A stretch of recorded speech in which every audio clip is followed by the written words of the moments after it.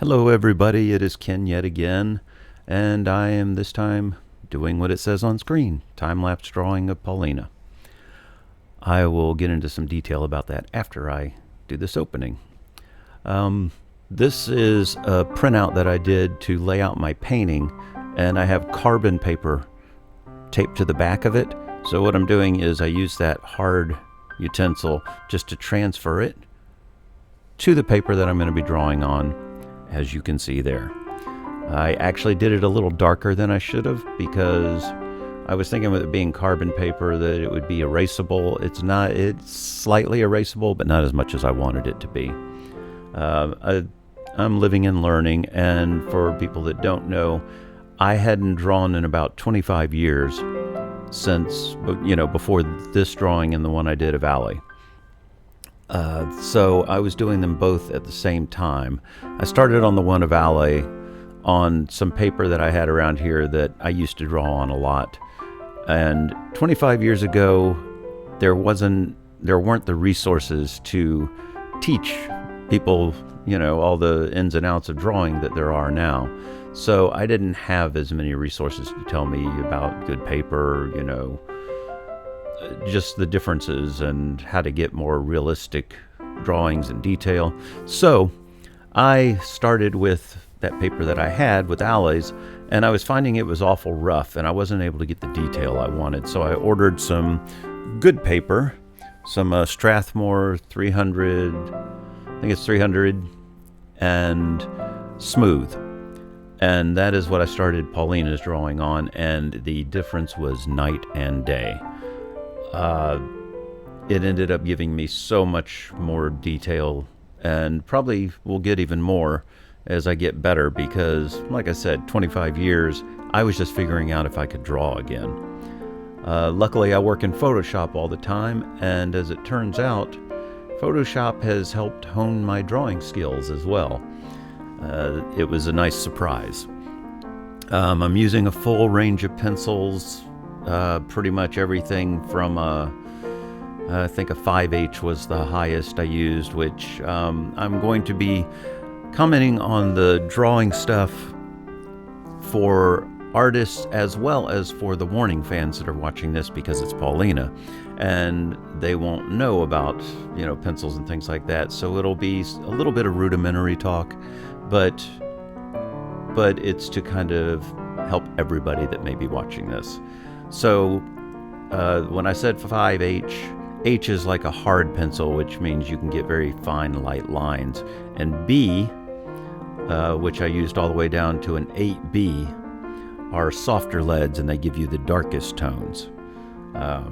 So that is what I used for this entire drawing. And it's moving awful quick because I was noticing that time-lapse drawings on the internet are really not that long, so it's actually less time than I would like to talk because anybody that has watched any of my stuff before knows I love to talk. So anyway, I've jumped ahead so much further in such a short amount of time, but what you'll notice is as I'm doing all my shading and all that, I tend to not define an area and finish it before I move on to other areas. I like to kind of block out the whole drawing, and that may change. I think it may change it with my next drawing. But I tend to block everything out and start to get it to where it actually looks like the person, to where I can feel good about it. At this point, I really don't think it looks that much like Paulina, but it's still in its, sketching out phase.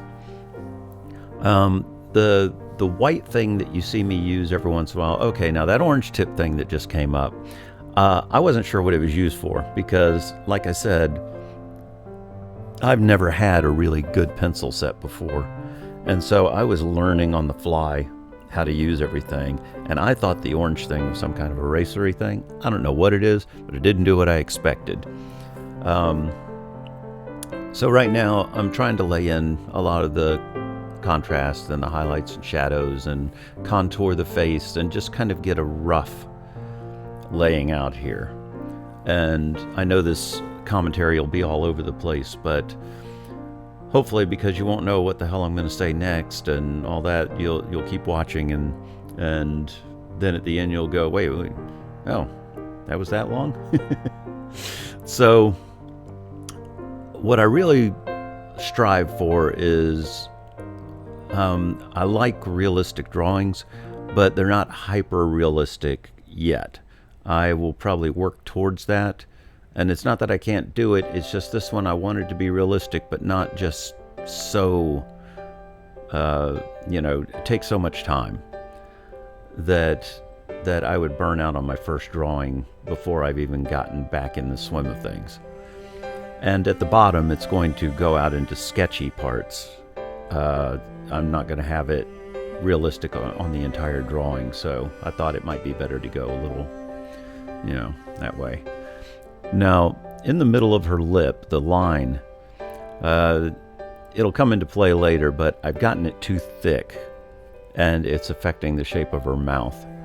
It's one of those things that I know I'm going to have to do, adjust as I go, but I decided to just go ahead and go for it.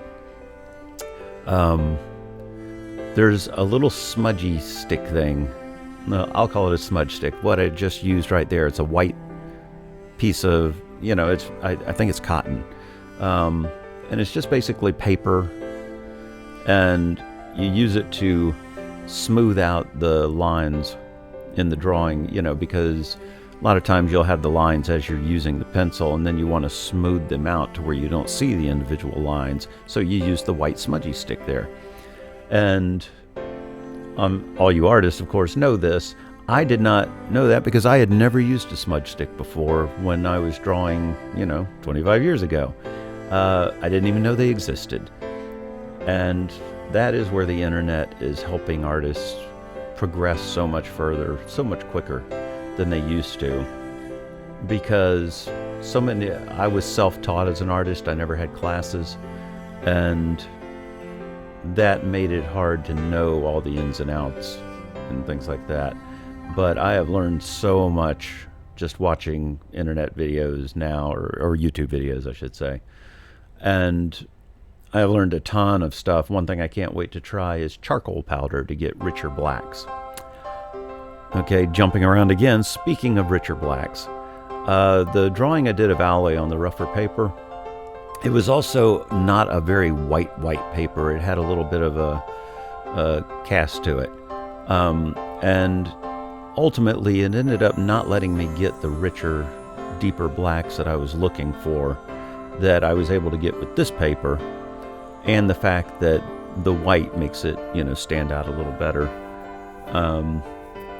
I will hopefully get even better as I go with it, but for now, you live and learn, and right now I was still learning. But another thing, a little side note, is drawing to me is relaxing. And it's especially relaxing because anybody that's seen my other videos knows that I'm also a musician. And one of my main things is I'm a singer. So when I'm drawing, I basically just throw on a playlist called Painting. What a shocker. And I go ahead and just sit and sing for the entire time I'm painting. At the end of this painting, I had sung 115 songs, or drawing. Now, jumping to the hair right here. I know I'm covering a lot of ground quickly, but let's just go with it. The hair in the picture that I did was actually smoothed down flat on her head, and it was before she cut it and gave herself bangs. So I found a picture of her that had the hair basically how it would lay out for this angle, and just went ahead and threw it on in Photoshop to see how it would look, because I was deciding between the bangs or sticking with the original. But once I threw the bangs on there, I was like, wow, that really does look cool. So I decided to put the bangs. So it was really low resolution JPEG, so I was just making the details up and doing it as I went along. So just kind of freehanding the hair. And two, this was before I had seen a whole lot about mechanical erasers. I was using the gum eraser, which you can do to put some fine lines in, but it doesn't get extremely fine, or at least not at my, where my skill level is with using it yet. But after I finished this drawing, I went ahead and ordered a mechanical eraser to use on other ones to be able to put in fine hairs and highlights, after you finish all the darks. I'm really curious to give it a go, and I'll be using it on the next drawing I do of Allie and Danny, because Danny has blonde hair, and all these women, all these pictures I'm referencing, by the way, are members of the band The Warning. For artists who are here watching this and don't know the band, which is why most of the people who are here watching this are that they are fans of the band. So anyway, I'll be using that down the line. Now right here, I am making a mistake. Where the bangs meet at the top, there's a line that goes across where her bangs come down and then the other hair starts up. I had forgotten, and it's funny, I'm sitting here pointing at the screen like you can see me. I had forgotten to bring the bangs in at the top up close to her head and leave a little indentation, as it would be. I ended up with just a solid line going up. So that was the last thing I had to go in and fix. Well, I shouldn't say the last thing, because what I'm doing right now with the shadowing on the cheek, she does have more defined cheek than she used to have. As she's gotten older, it's refined. But I ended up, I think, getting it a little too defined. And when I posted this on Facebook, one of the people said that she looks older than she is. Paulina is 20. I think she's 20, not 21 yet. So she's 20. He was saying that she looked older than 20.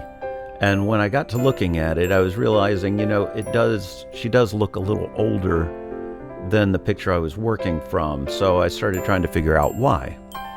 And basically I just put my hand over different parts of her face to see if, which part looked right and which part didn't. It's kind of just a good practice. If you can't figure something out, block out other parts of the picture until you figure out where you went wrong. When I covered up her cheek and her jawline and all that, she automatically looked more like Paulina at the age she is now. So I figured out that I had sunken the cheek in too much, and it made her look too much more mature. And I don't mean mature in a bad way, or in a good way, whichever way you want to look at it. I just mean it made her look older than she is right now. So that guy's comment, I don't remember who it was, I think it was Roberto maybe. His comment made me take a second look and fix something that I didn't realize was broken. I went in, and on the final picture that you see, you'll be able to see that I cut in the top of the hair and then also softened her cheek and jaw to where it de-aged her a little bit and just gave her face a softer look. Drawing hair, well, I'll talk about that while I'm doing it. Hair is all about going the direction of the hair. Try not to just color in the black spots, going the direction that the hair is, and always follow the direction of the hair. Otherwise, you'll end up with things that you have to go back and try and erase back and fix. Good thing is, down here, her jacket was actually solid black. It was a black leather jacket in the picture I was working from, but I decided I wanted it to go off into sketchiness down at the bottom, and it did two things for me. One, it just gave it more of an artistic look, but it also got away from me having to color black in for the entire bottom of the picture. And that was something I was very happy to do. So at this point, I'm just trying to get all the details in, and it's always harder when you're getting in the details at the end because you've done the fun parts. and now you're doing the workman type part, and having to do the things that aren't as much fun but still necessary. So that is where I was at, and trying to get the fur laid in to where it looked furry but still drawn. It's a balancing act, but I think I pulled it off pretty well. And at this point, I was getting really happy about how my drawing was coming because, like I said, I had no idea how it was going to go. But there you go. You got little things like filling in earrings. And when we back off, I don't know if you'll notice it.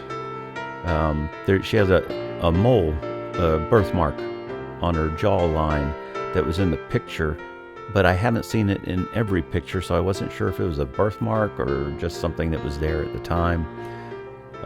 There I am fixing that spot in the bangs where I screwed up. Anyway, so I went ahead and took away the birthmark just to be safe. I figure most people won't notice it, and if they do, yay for them.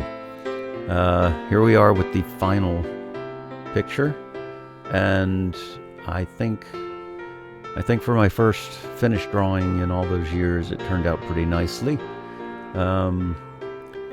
I actually wish I had had more time in this video to cover more ground and talk about more things, but I still have the alley picture that I'm going to be putting up in a couple days of drawing that, and I can get to some of the things I didn't get to here. So, hope you enjoyed, and I will see you next time.